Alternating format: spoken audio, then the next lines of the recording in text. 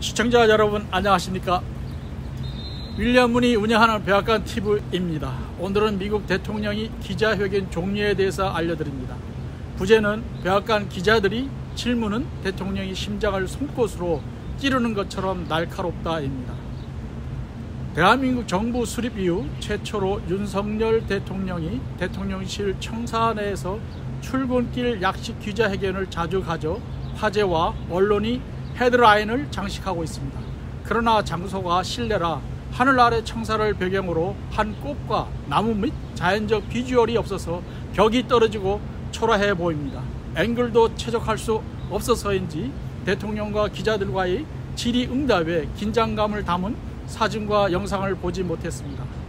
그래서 윤 대통령이 실내 청사에서 하차하여 기자들과 대기하고 있는 정문 근처까지 걸어와서 질문에 응답하던가 그냥 집무실로 향한다면 모두에게 최적의 비주얼 취재 환경이 될 것으로 봅니다.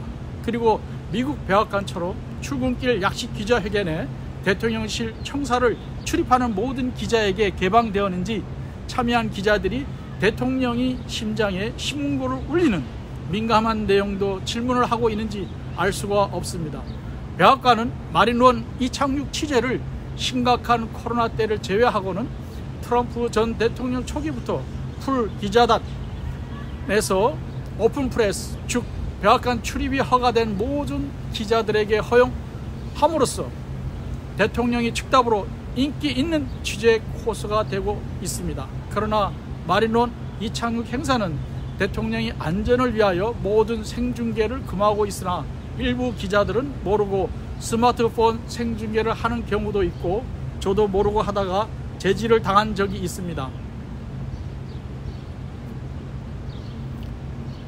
미 대통령이 기자회견을 첫째 이스트룸과 또는 로즈 가든에서 정식 기자회견, 둘째 정상회담 후 공동 기자회견, 셋째 오벌 오피스 중문즉답, 넷째 마린원 이착륙 전후 사우슬런 약식 기자회견, 다섯째 에어포스 원 이착륙 전후 약식 기자회견, 여섯째 비행하는 에어포스 원 내에서 약식 기자회견, 일곱째 간혹 대통령 행사 때 즉석 질문에 응답, 여덟째 프레스 브리핑룸에서 기자회견, 아홉째 사전 예고 없는 긴급 대통령이 기자회견 등으로 구분할 수가 있습니다.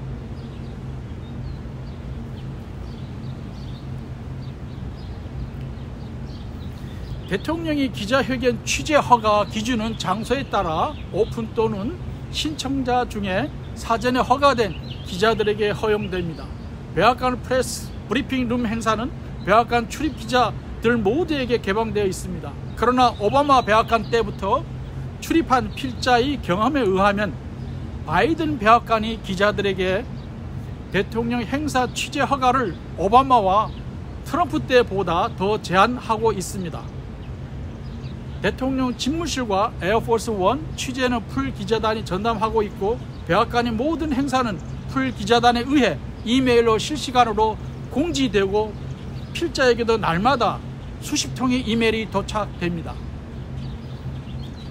미 대통령이 백악관 외부로 나갈 때는 오벌 오피스 집무실 아니면 백악관 남향 정문 지하 1층에서부터 걸어서 기자들이 대기하는 곳까지 와서 질문을 받든가 아니면 곧장 마린원을 향해 걸어갑니다. 대통령이 백악관으로 귀환할 때도 마찬가지입니다. 이때 여러 기자들은 배가 터지게 소리를 지르며 대통령의 귀에 거슬리는 질문을 속사포처럼 쏟아냅니다. 바이든 대통령 면전에서 헌터 바이든이 질문도 거침없이 합니다. 행운이 있어 대통령이 기자들 앞에 와서 질문을 받는 순간 대통령이 일거수일투족은 이날 참석한 기자들 배경으로 모두 녹화되고 촬영됩니다. 트럼프 대통령이 너무 자주 약식 기자회견으로 모든 스포트라이트를 받게 되면서 백악관 프레스 브리핑은 필요가 없게 되었고 백악관 대변인으로 임명된 스테파니 그리섬은 9개월 동안 한 번도 프레스 브리핑을 하지 않은 징기력을 세웠습니다. 대통령이 모터게이트를 이용할 때는 풀 기자단이 전담하며 중문즉답이 거의 없는 것으로 알고 있습니다. 매주 자주 있는 대통령 출퇴근 및 외부 출장 마린원 이 착륙은 트럼프 전 대통령 초기 풀 기자단에서 오픈 기자단으로 전환되었을 때 가장 인기 있는 행사였습니다. 그 이유는 트럼프 전 대통령이 언론을 자기 의사를 전달하는 매개체와 전 세계 이목을 백악관으로 집중시키기 위해 10분 또는 20여 분 동안 대형 뉴스를 생산했기 때문입니다.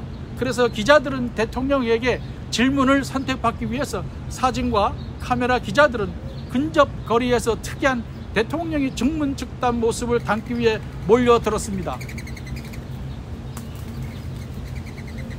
초기에 풀 기자단 선착순으로 사우슬런 입장이 몰려든 리포트와 사진과 카메라 기자들이 뒤죽박죽된 혼란을 만들었습니다. 이를 수습하기 위해서 입장은 풀 기자단, 리포트, 카메라, 사진 순으로 정해졌습니다. 최근에는 풀 기자단이 먼저 입장하여 자리를 잡고 난 후에 선착순으로 입장하고 있으나 참여가 트럼프 때의 약 50% 감소했습니다. 그 이유는 바이든 대통령이 언론 활용과 기자회견을 거의 하지 않기 때문입니다. 하더라도 바이든 대통령은 기자들이 한두 개 질문에 대답하고 끝나는 경우가 많기 때문입니다. 그러나 트럼프 전 대통령은 미 역사상 가장 많은 기자회견을 했고 기자들과 가장 많이 충돌했습니다.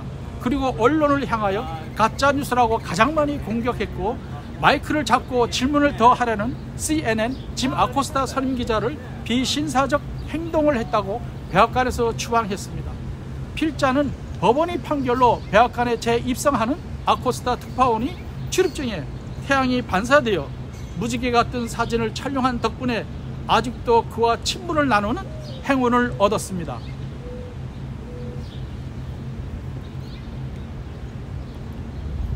하여간 트럼프 대통령이 가는 곳마다 기자들이 한가득 모여들었고 세계의 모든 이목은 트럼프 대통령이 입을 주시했습니다. 그의 일거수일투족이 화제와 뉴스거리였습니다. 역설적으로 언론이 시청자 수와 광고 수입은 트럼프 대통령 EP 뉴스에서 더 많이 창출되었습니다. 트럼프 낙선 후에 미디어의 시청률 하락과 광고 수입 감소는 아이러니가 아닐 수 없습니다. 트럼프가 대통령에 당선되었을 때 백악관 특파원은 저에게 미 언론이 트럼프를 띄우고 키웠다고 했습니다. 그러나 필자가 취재한 대다수 백악관 특파원들은 트럼프의 대통령 당선을 예측하지 못했습니다. 미 대통령이 기자회견을 경험하면서 강심장이 아니면 대통령 해먹기도 제일 힘든 나라가 미국일 것입니다. 그것은 백악관 기자들이 질문에는 짜고 치는 고스톱이 없고 권력자의 심장을 찌르는 송곳 질문을 행사에 초대된 사람들도 무한하게 쏟아내기 때문입니다. 그만큼 미국의 시민과 기자들은 헌법에 보장된 표현의 자유를 누리며 연방이사당이 폭도들이 점거되었던 초유의 사태 속에서도 민주주의 시스템을 발전시키고 있습니다. 이곳이 백악관입니다. 여론에 보이는 것이 백악관 모습입니다.